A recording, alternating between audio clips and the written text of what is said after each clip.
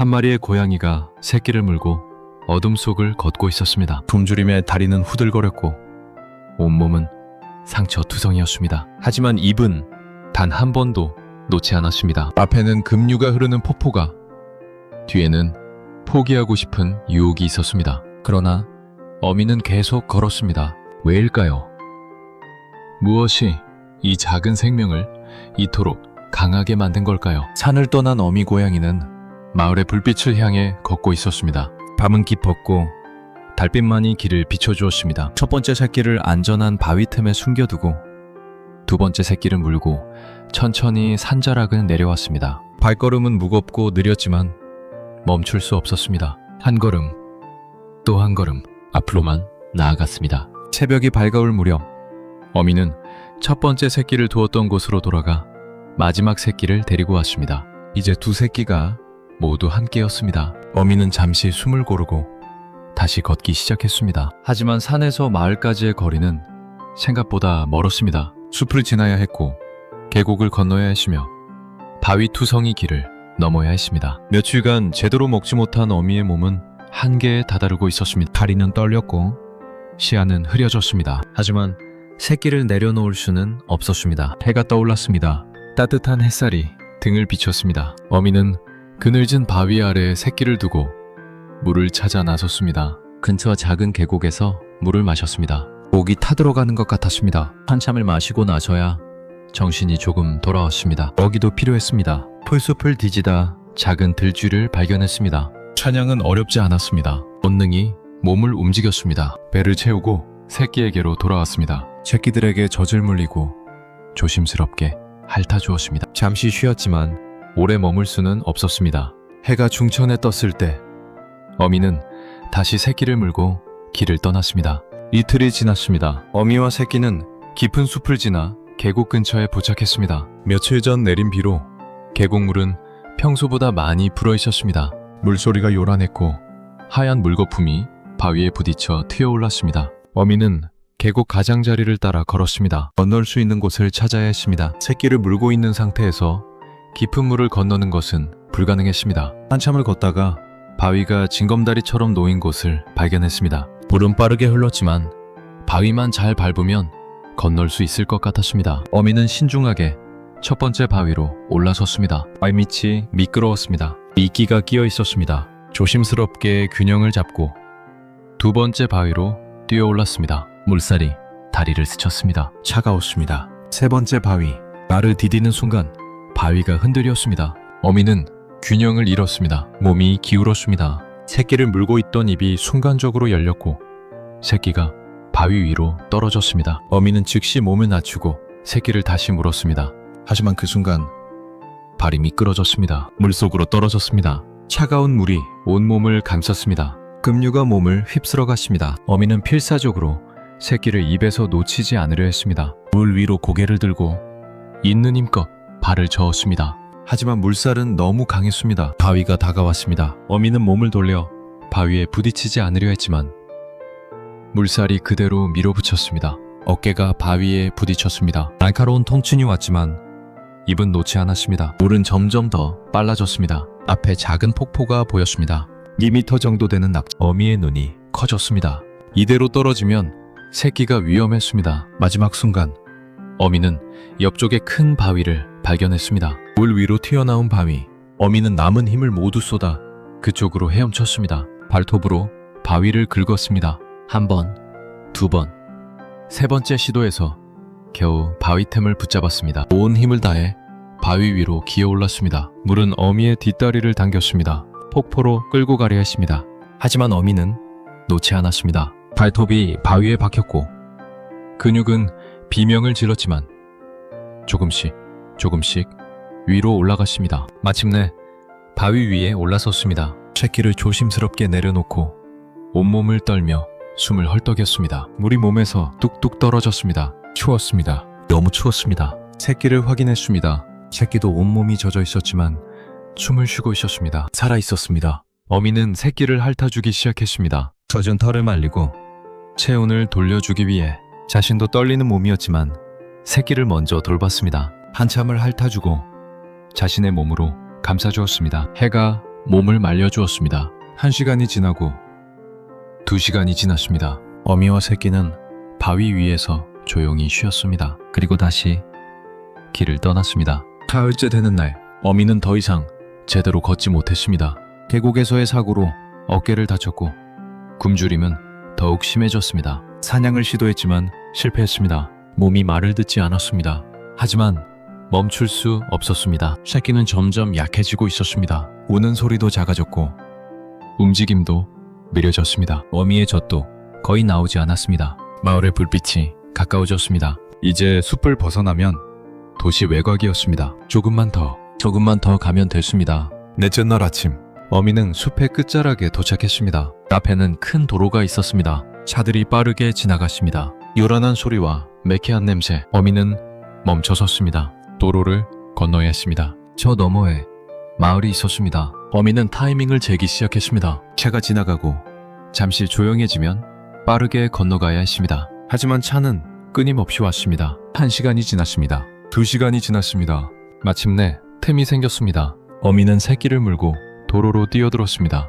하지만 중간쯤 왔을 때 다리에 힘이 풀렸습니다. 비틀거렸습니다. 멀리서 차 한 대가 다가오고 있었습니다. 빠르게 어미는 마지막 힘을 짜냈습니다. 앞으로.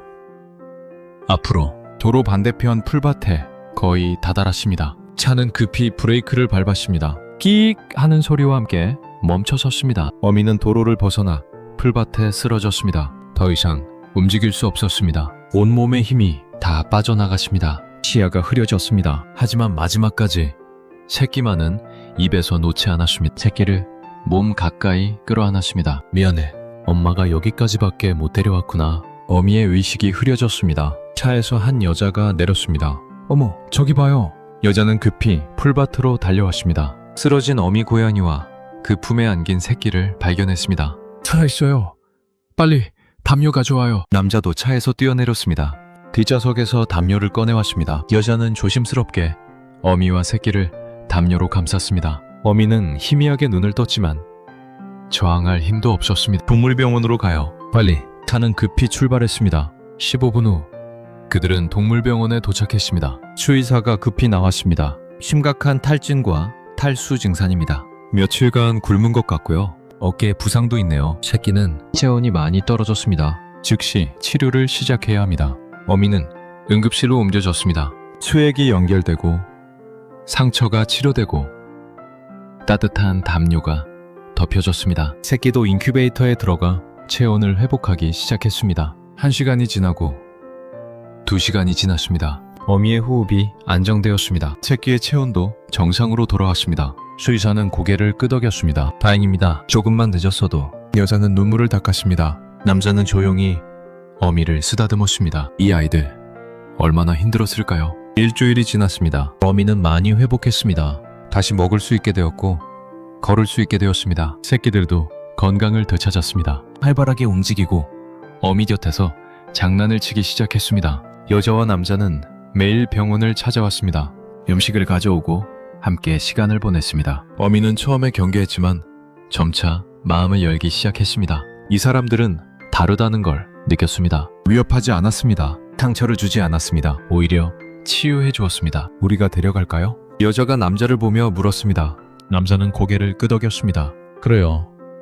우리 집에 공간도 있고 이 아이들에게 따뜻한 집이 필요해요. 수의사는 미소를 지었습니다. 좋은 결정입니다. 이 고양이는 정말 특별해요. 새끼를 지키기 위해 모든 걸 걸었거든요. 2주 후 어미와 새끼들은 새 집으로 옮겨졌습니다. 따뜻한 거실, 부드러운 쿠션, 가득 찬 밥그릇. 창문 너머로는 평화로운 마당이 보였습니다. 처음에 어미는 집안 구석구석을 조심스럽게 탐색했습니다. 위험은 없는지, 새끼를 숨길 곳은 어디인지. 오랜 떠돌이 생활의 본능이었습니다. 하지만 며칠이 지나면서 어미는 점차 긴장을 풀기 시작했습니다. 이곳은 안전했습니다. 쫓아내는 사람도 위협하는 짐승도 없었습니다. 그저 따뜻함과 평화만이 있었습니다. 새끼들은 빠르게 적응했습니다. 집안을 뛰어다니고 장난감을 가지고 놀고 햇볕이 드는 곳에서 낮잠을 잤습니다. 어미는 그런 새끼들을 지켜보며 처음으로 마음 편히 쉴 수 있었습니다. 한 달이 지났습니다. 어미는 이제 여자의 무릎에 올라와 잠을 잤습니다. 남자가 쓰다듬으면 가르랑거리는 소리를 냈습니다. 새끼들은 건강하게 자라 탐험가가 되었습니다. 어느 따뜻한 오후, 여자는 어미를 안고 창가에 앉았습니다. 정말 대단해.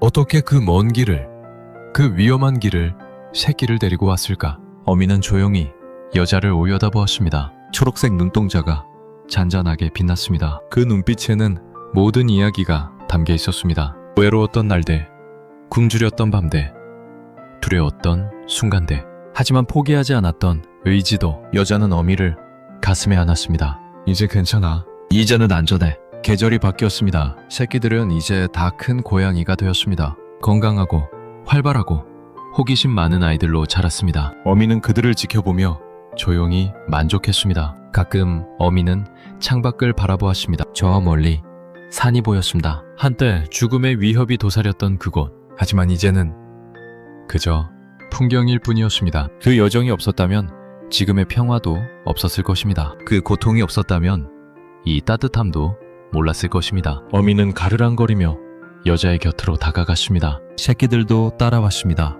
네 식구는 함께 소파에 모여 앉았습니다. 따뜻한 증, 가득 찬 밥그릇, 부드러운 손길. 이것이 어미가 새끼를 위해 찾았던 것이었습니다. 단지 생존이 아니라 삶을, 단지 숨쉬는 것이 아니라 살아가는 것을. 그리고 어미는 그것을 해냈습니다. 산 꼭대기에서 독수리와 맞섰던 그날부터 표범을 피해 바위 틈에 숨었던 그 밤, 급류에 휩쓸렸던 그 순간, 도로에서 쓰러졌던 그때까지 단 한 번도 새끼를 놓지 않았습니다.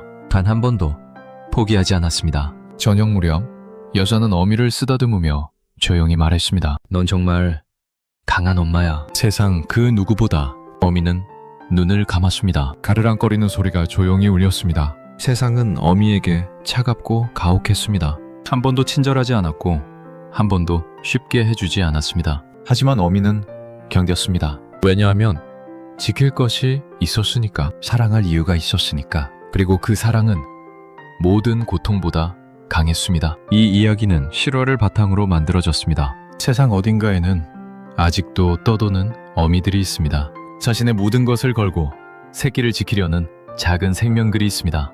그들은 이름도 없고 집도 없고 누구의 사랑도 받지 못합니다. 하지만 그들의 사랑은 어떤 것보다 순수하고 어떤 것보다 강합니다. 이 어미는 누구에게도 보호받지 못했지만 단 한 생명만은 끝까지 지켜냈습니다. 그리고 그것이 가장 위대한 사랑이었습니다.